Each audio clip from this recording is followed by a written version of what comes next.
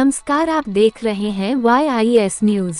रामपुर में वरिष्ठ भाजपा नेता एवं पूर्व केंद्रीय कैबिनेट मंत्री मुख्तार अब्बास नकवी ने रामपुर पहुंचकर कही बड़ी बात।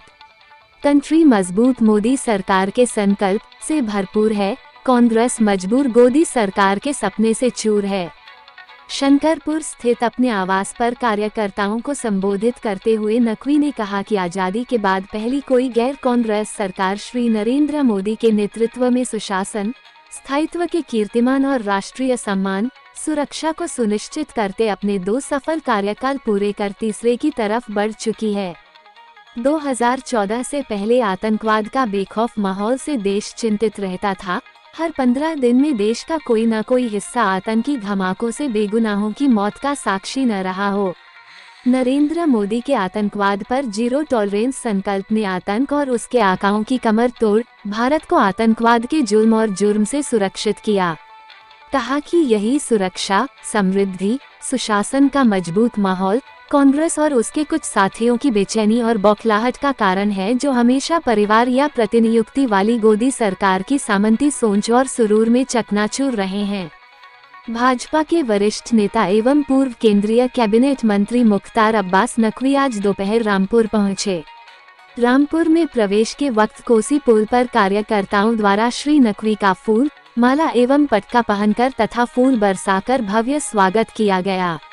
इस अवसर पर भाजपा जिला अध्यक्ष हंसराज पप्पू, जिला पंचायत अध्यक्ष ख्यालीराम लोधी, निवर्तमान अध्यक्ष अभय गुप्ता, काशीराम दिवाकर, ज्वाला प्रसाद गंगवार, कपिल आर्य, जागेश्वर दयाल दीक्षित, महासिंह राजपूत, जगपाल यादव, मोहन लोधी, प्रेम शंकर पांडे, चंद्र प्रकाश शर्मा, महेश मौर्य, अवधेश शर्मा, रवि उपस्थित रहे।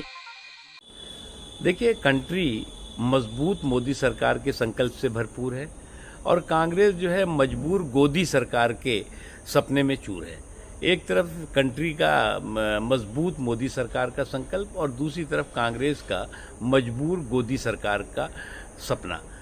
आज जो है वो देश में जिस तरह से एक तरफ नरेंद्र मोदी जी की धाक को धूमिल करने की धुन लगी हुई है और वहीं दूसरी तरफ देश के धमक को धूल धूसित करने का क्या षड्यंत्र चल रहा है।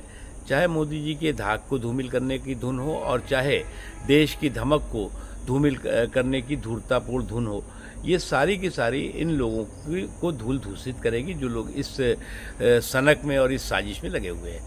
आज देश जो है वो एक बहुत ऐसे माहौल के साथ महसूस कर रहा है। आज से पहले 2014 से पहले आपने देखा होगा कोई ऐसा दिन नहीं होता था जब, या कोई ऐसा हफ्ता नहीं होता था जब आतंकवादी देश के किसी न किसी हिस्से में बेगुनाहों का कत्लेआम न कर रहे होते थे, खून खराबा नहीं कर रहे होते थे। आज दुनिया में अलग अलग तरह के संकट और कंटक हैं, लेकिन नरेंद्र मोदी जी की मजबूत राष्ट्रीय सुरक्षा और राष्ट्रीय हितों को लेकर जो इच्छा शक्ति है, उसका नतीजा है कि चाहे आतंकवादी हों और चाहे उनके आका हों, वो आज जो है वो चूहे की बिल में घुसे हैं और जो सामने दिखे हैं वो ऊपर पहुंच गए हैं या ज़मीन में गड़ गए हैं। तो ये एक बहुत बड़ा परिवर्तन है। लेकिन अनफॉर्चुनेटली कुछ लोग, जो लोग कि आज तक जिनकी आदत रही है कि या तो डेपुटेशन की सरकार बने या तो जो है वो डिक्टेशन की सरकार बने और नहीं तो जो है वो डायनेस्टी की सरकार। तो इस डायनेस्टी की सरकार की इनकी जो सोच है, वो सोच जो है वो आज फिर से एक बार हिचकोले ले रही है। लेकिन इनको इस बात का भी अच्छी तरह से एहसास है कि 24 के चुनावी चौपाल पे भी इनके सपने जो है वो चकनाचूर होंगे और ये चारों खाने चित होंगे। सर, अखिलेश यादव जी ने कहा है कि कांग्रेस हमारे साथ धोखा कर रही है। देखो, ये शादी की शहनाई से पहले विदाई का शोर सुनाई पड़ रहा है।